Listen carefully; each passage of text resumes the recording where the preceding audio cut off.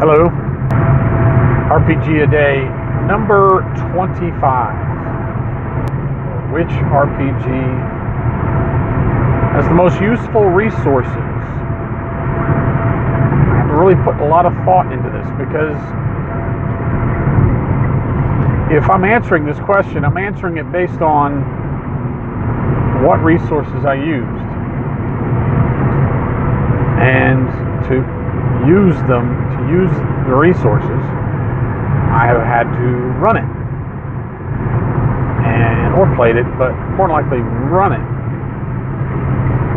And to be honest with you, to really make a judgment on whether it's useful or not, you've got to have run it for at least a significant amount of time, played it or done something with it for a significant amount of time. Games that I have briefly breezed over, maybe played a one-shot before. Fate, for instance, I played one time. I couldn't tell you if their resources are useful or not. Played one-shot. Seems like a nice game and fun game for, I think, occasionally. Another one I've run a significant amount of time, but they've only put out 3 books. It's Fantasy Age.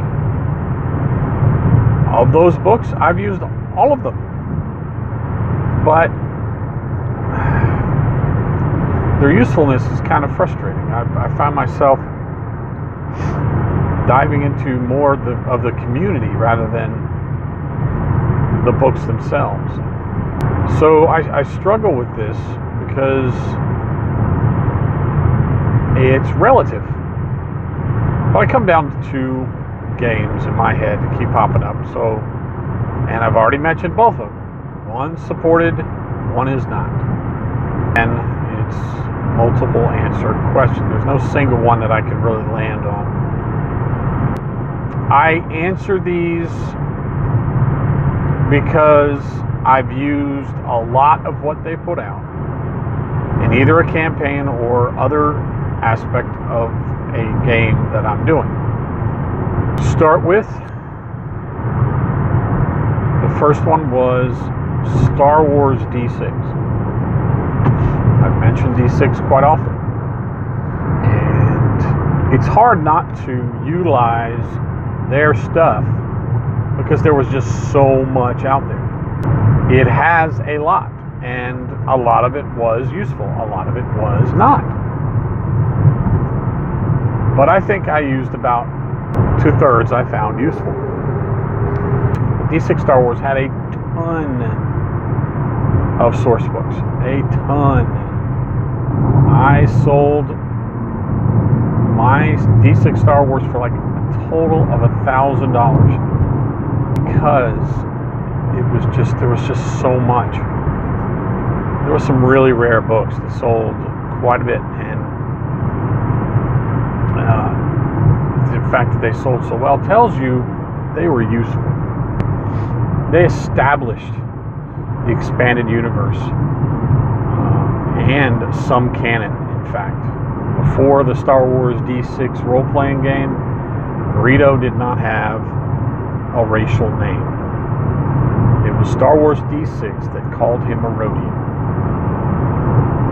And many, many more. Many of those races that were in the Cantina were first named as a species by Star Wars D6.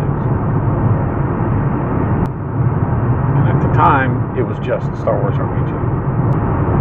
So Star Wars D6, what I used mostly for a lot, I mean, they put out a lot of adventures and a lot of side adventures and a lot of campaigns. I think in my time of running it, which was 4 or 5 major campaigns that lasted a 2.5 to 3 years long, I used most everything they put out in terms of adventures. I integrated everything I could to the current plot, mostly because I was good with story arcs, and and I wanted to just focus on the story arcs while using the ideas they had and the stats and the situations and the maps and all that for the adventures the players were in. I was able to accomplish that for quite a while, and mostly motivated by the fact that I bought them, and I really felt like I needed to use what I bought.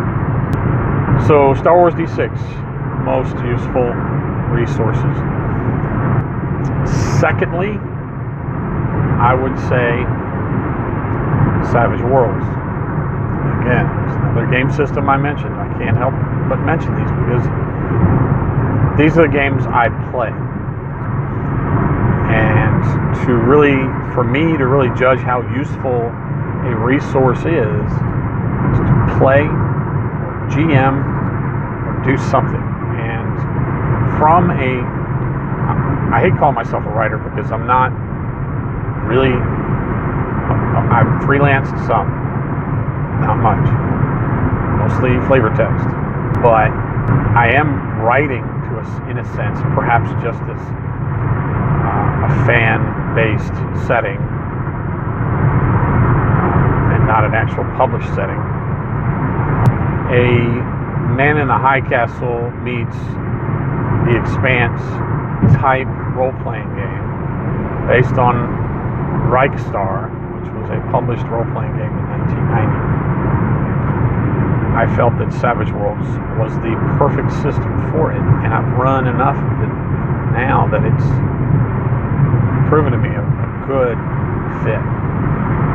And writing this, and it's mostly on my website right now, writing this has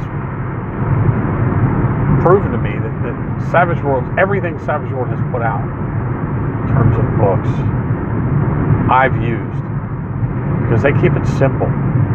They keep it fun. I have utilized either the PDFs or the actual books multiple times while I convert this game.